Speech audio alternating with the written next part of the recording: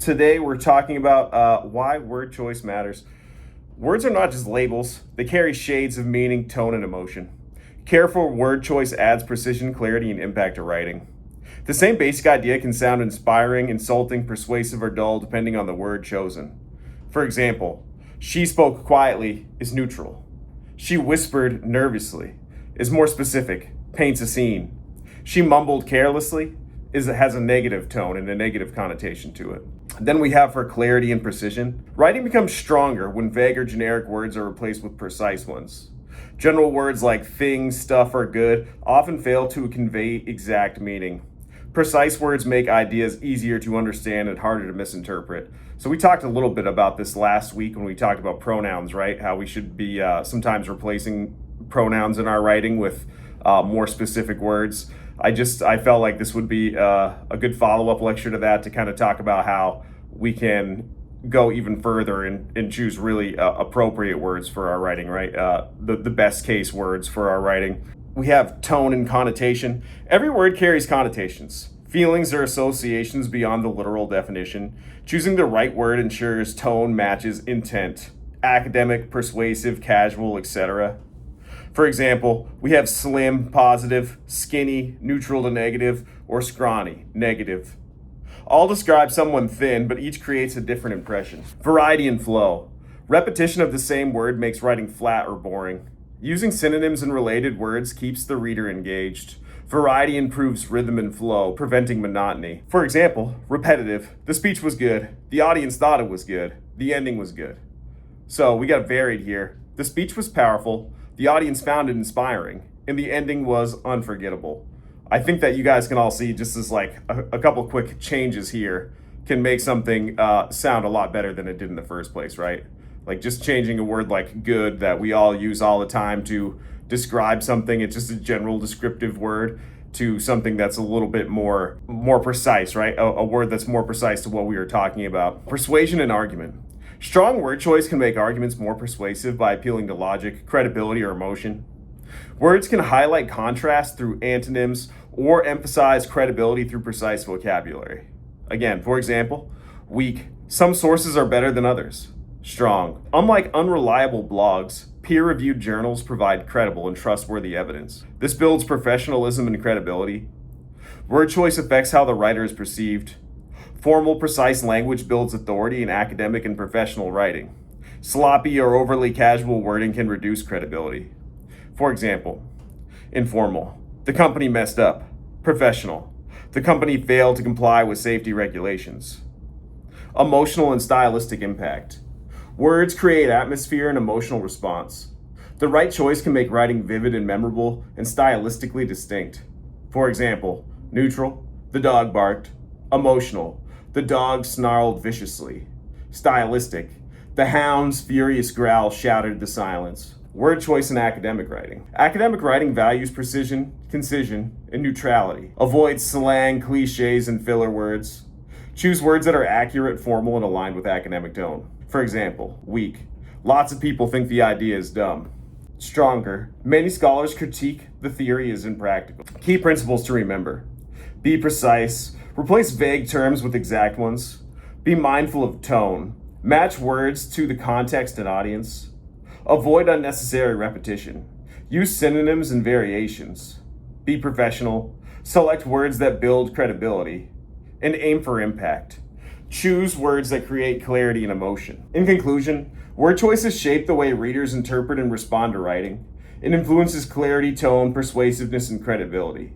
Developing strong habits of precise, thoughtful word selection allows writing to become more powerful and effective, regardless of the assignment or genre. Now we'll be talking about synonyms. Synonyms are words that have similar related meanings. They allow writers to express the same idea in different ways.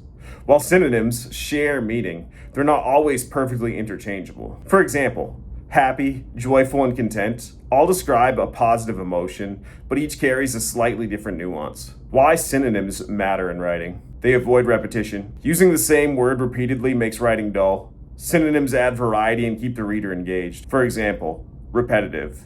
The speech was good, the ending was good. Varied. The speech was powerful, the ending was memorable. Adding precision. Synonyms can help narrow meaning more accurately. Choosing the right word conveys the exact thought.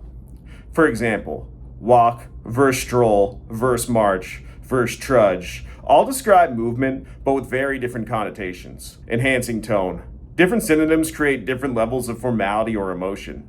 Selecting the right synonym ensures tone and matches context. For example, here, I really love this word, trudge. I think trudge is a really funny word to describe somebody that's walking and not in a good walk, right? Somebody that's just like trudging, maybe their head is down and they're just trudging along, right? I really like that word. And a lot of the times you can use that just to replace walk. That's an easy replacement. Enhancing tone. Different synonyms create different levels of formality or emotion. Selecting the right synonym ensures tone matches context. For example, smart, casual, intelligent, formal, or brilliant, praiseworthy. Then there's the role of connotation, which we'll talk a little bit more about later. Denotation is the dictionary definition. Connotation is the feeling, associations, or attitudes a word carries. Good writers choose synonyms with connotations that fit their intent. For example, we have slim, that has a positive connotation. Skinny has a neutral or slightly negative connotation. And scrawny has a negative connotation. When you hear that word, theoretically what we're talking about here with a connotation of a word is like how culturally we perceive that word. And like, so scrawny is a word that like culturally is not as good as we would say like slim or skinny, right? If somebody's slim, we perceive that as like, oh, they look good, right? They look slim versus they look scrawny, very has a negative connotation to it, right? Where maybe somebody's not eating enough, right? So it's just like the difference of how our culture looks at words in that case. So using a thesaurus effectively. A thesaurus is a tool to find synonyms, but it must be used with care. Not all listed synonyms are appropriate in every context. Always check the dictionary definition and connotation before substitution. For example, the original, she was mad at her friend. The thesaurus offers angry, irate, furious, rabid. Only some of these are appropriate. Rabid would be inaccurate. Common mistakes with synonyms, choosing words that don't fit context. Replacing a simple word with an unfamiliar synonym can make writing awkward. Overcomplicating language. Bigger words are not always better. Clear, natural synonyms are often more effective. And then we have ignoring tone. A synonym may be technically correct, but sound too casual or too formal for the situation. Strategies for strong synonym use. Ask, does this synonym clarify my meaning or confuse it? Consider, what connotation does this synonym carry? And balance. Use synonyms for variety, but don't force them where the original word works best. Remember, precision and clarity always comes first. Key principles to remember. Synonyms improve writing by reducing repetition. Synonyms add precision and allow for stronger, more specific meaning. Connotation matters. Words carry emotional weight as well as definition. Use thesauruses wisely. Check meanings and tone before swapping. The best synonym is the one that fits both context and audience. In conclusion, synonyms enrich writing by offering variety, precision, and tonal control. When chosen thoughtfully, they help transform flat, repetitive language into clear, encouraging, and effective expression. Strong synonyms use is less about sounding fancy and more about sounding accurate. What are antonyms? They're words with opposite or nearly opposite meanings. They create contrast, highlight differences, and help clarify meaning. Writers use antonyms to strengthen arguments and precision and make comparisons more vivid. For example, we got hot and cold, success and failure, honest and dishonest. Why antonyms matter in writing. Clarify meaning through contrast. Defining something by what it is not makes writing more precise. For example, peer-reviewed journals are reliable, unlike unreliable blogs. This strengthens arguments. Antonyms highlight differences in persuasive writing. They make contrasts sharper and arguments more memorable. For example, weak. This policy is effective. Strong. This policy is effective, unlike the previous policy, which was ineffective. Adding balance and symmetry. Using pairs of opposites creates rhythm in writing and makes points easier to follow.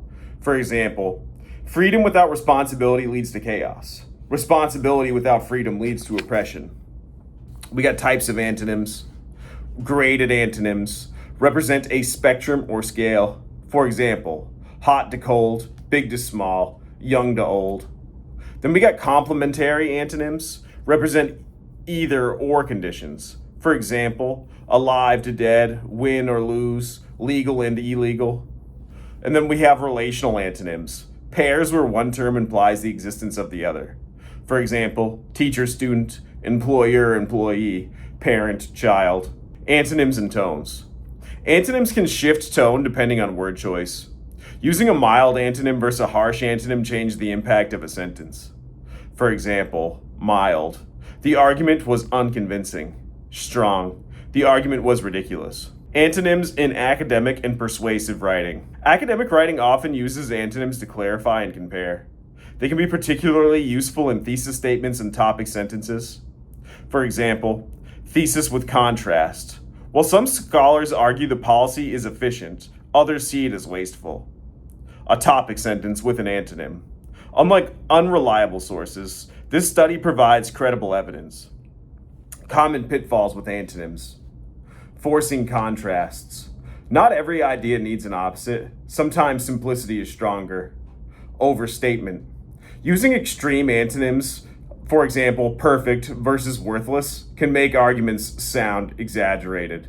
And then ignoring context. An antonym must fit the tone, audience, and purpose of the piece. We get strategies for using antonyms effectively.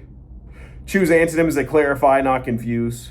Use antonyms sparingly to highlight the most important contrasts. Consider tone.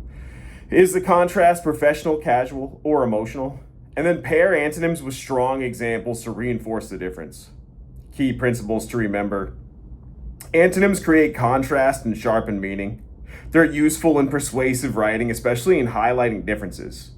There are different kinds of antonyms: graded, complementary, relational. Tone matters. Select antonyms appropriate for your purpose.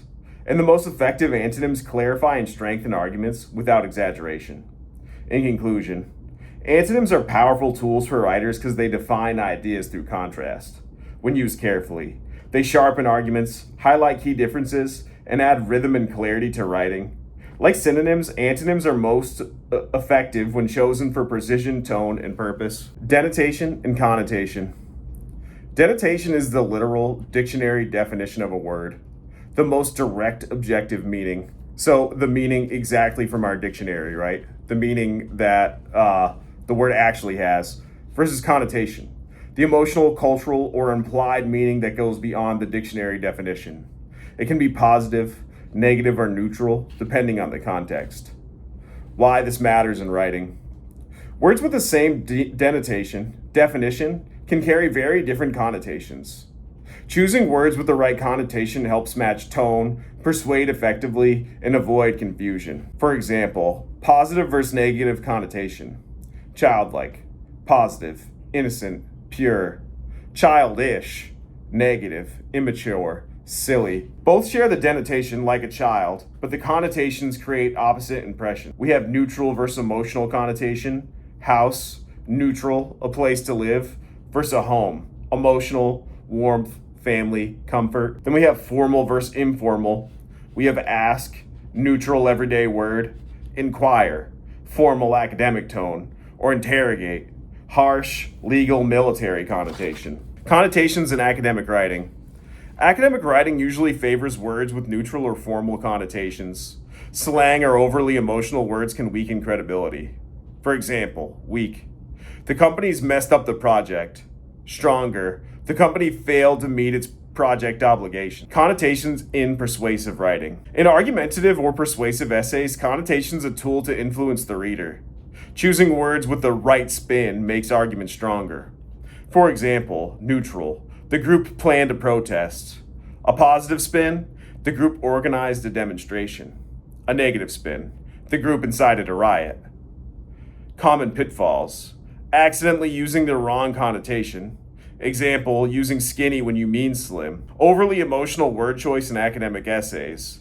For example, this law is stupid versus this law is ineffective. And then we have assuming everyone shares the same connotations.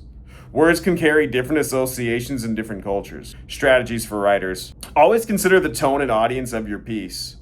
Use a thesaurus carefully. Check not just meanings but also connotation. Ask, does this word create the feeling I want? Key principles to remember: denotation, dictionary definition; connotation, emotional or cultural meaning. Two words can mean the same thing but sound very different. Academic writing favors neutral and precise connotations. Persuasive writing often uses connotation to influence readers. In conclusion, understanding connotation and denotation helps writers move beyond just being correct. It allows them to be precise, persuasive, and intentional with every word. Choosing the right word is not only about what it means, but also what it feels like. What is figurative language? Figurative language uses words in creative, non-literal ways to add depth, emotion, or style to writing. Instead of stating facts directly, it paints pictures, creates comparisons, or plays with language to make ideas more powerful and memorable. Why figurative language matters in writing? It makes writing more vivid and engaging.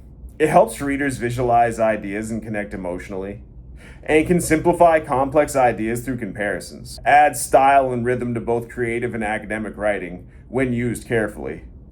Common types of figurative language. We have similes, a comparison using like or as. For example, her smile was like a sunshine. We have a metaphor, a direct comparison without using like or as. For example, time is a thief. Personification, giving human qualities to non-human things. For example, the wind whispered through the trees. Hyperbole, exaggeration for emphasis. Example, I've told you 1,000,000 times. Alliteration, repetition of beginning sound in words. For example, Peter Piper picked a peck of pickled peppers. I can't believe I said that in one take. It's pretty good. Onomatopoeia, words that imitate sounds. For example, the fire crackled and popped. Idioms, phrases that mean something beyond the literal words. Example, it's raining cats and dogs. I think idioms are my favorite. I love to take idioms that are real things and then just make them fake things. Pun and wordplay, a humorous or clever use of words with multiple meanings or sounds. For example, I used to be a banker, but I lost interest. It's pretty good. Figurative language in academic writing. While more common in creative writing, figurative language can appear in academic work to create emphasis, using metaphors in an introduction, to engage readers, vivid examples in persuasive writing.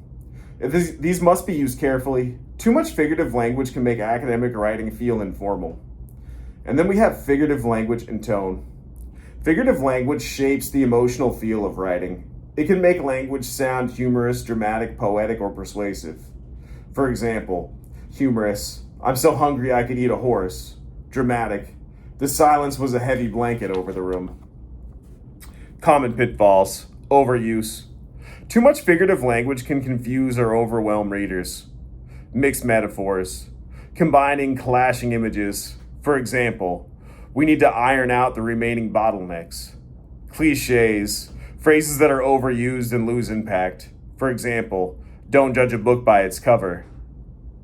Strategies for writers. Use figurative language purposefully, not just to sound fancy. Match the style to the genre, more in narratives, less in research papers.